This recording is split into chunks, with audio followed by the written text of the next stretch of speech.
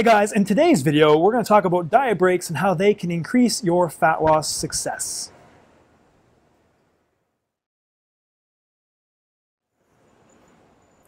What's going on, guys? Okay, so today we're talking about diet breaks, what they are, who should use them, and why. So a diet break is basically just as it sounds. It's a break from your diet. It's a 2-week break from your diet. Usually with my client, well, actually my clients don't go on diet breaks for physiological reasons, which I'll get to in a second. But just because I don't do it this way doesn't mean other coaches don't do it this way, and they're not wrong either. Okay, it's just their approach and what works for them, and that's fine. But some of you may not be following me or may not be on my program. So if you're watching this and you're on a diet, this can benefit you. So a diet break is basically, like I said, it's a 2-week period where you break from your diet and allows your hormones to kind of rebalance. So if you're somebody who is overweight and obese, their diet phase might be, say, like 6, 8, 10 weeks long. It's going to be probably a lot longer, but let's just say you go for 6, 8, or 10 weeks. You will need a 2-week diet break at the end of that period. It gives your client, or gives you, the person who's on the diet, something to look forward to. And it allows to, like I said, rebalance hormones. So somebody who's lean like myself, who is actually on a fat loss program right now, will diet for about 4 weeks and then take a break for 2 weeks there. Okay, so same reason, your hormones need to rebalance. The reason why it's shorter for somebody who's lean is that lean people adapt to the diet faster, which means fat loss is actually slower. Okay, so that's what a diet break is. Now, why?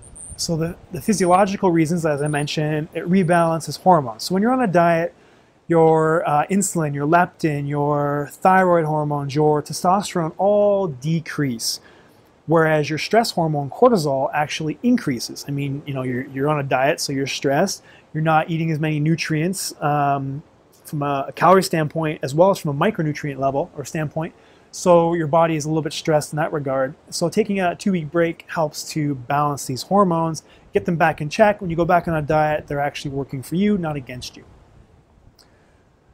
That's the physiological reason. The psychological reason, I mean, that shouldn't be anything too surprising, in that it gives you something to look forward to, something to shoot for, knowing that you're not always going to be on a diet.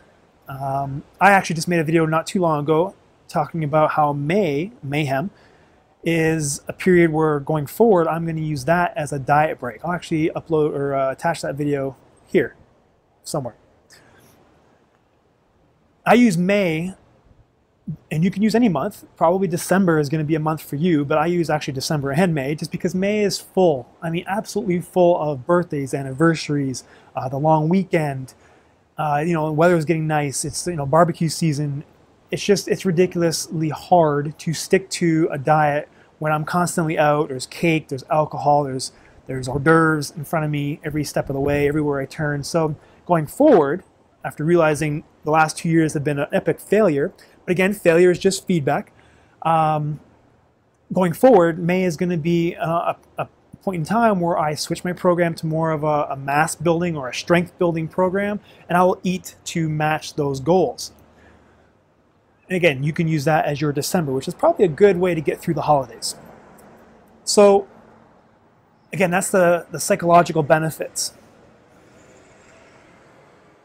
Now, as I mentioned earlier, my clients don't actually go on this type of program for physiological reasons, more for psychological reasons, and that's fine. I have no problem prescribing a diet break for any clients who I just feel, you know, through communication, and that's why I talk to my clients daily, so I get a real good feel of, you know, where they're at. But if I feel that they are struggling, then we'll go on a 2-week diet break just to let them kind of, you know, escape a little bit.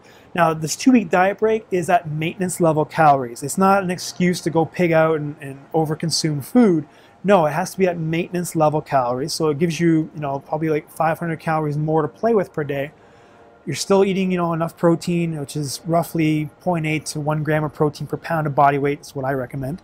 And making sure your carbohydrates are at an adequate level. My clients are rarely ever on a low-carb diet. So making sure you're at 100, 150 grams of carbohydrates per day at least, just to make sure that, you know, that's basically relatively the minimum number of carbohydrates that supports your thyroid hormones. Okay, so that's kind of, that's pretty much the gist of diet breaks and who should use them. Pretty much we all could use them, as long as you don't take advantage of them. Again, they're not excuses to overload on calories. It's maintenance level calories for 2-week duration. Everything else stays the same in your life. Your training, your sleep, you're managing stress, and just gives you a little bit of a psychological break as well as a physiological benefit. So guys, that is diet breaks and how you can use them to increase your fat loss. I hope you enjoy this video. If you know somebody who can benefit from it, hey, share it. Sharing is caring. I really appreciate if you did that. Definitely like, subscribe, and if you need any help, check out NathaneJackson.com. I just released a current program called the Lazareth program, 6 months of training, nutrition, mindset, and restoration, and you get me a couple times a week for office hours. Hope you enjoy this video, guys. Take care. Have a good day. Catch you next time.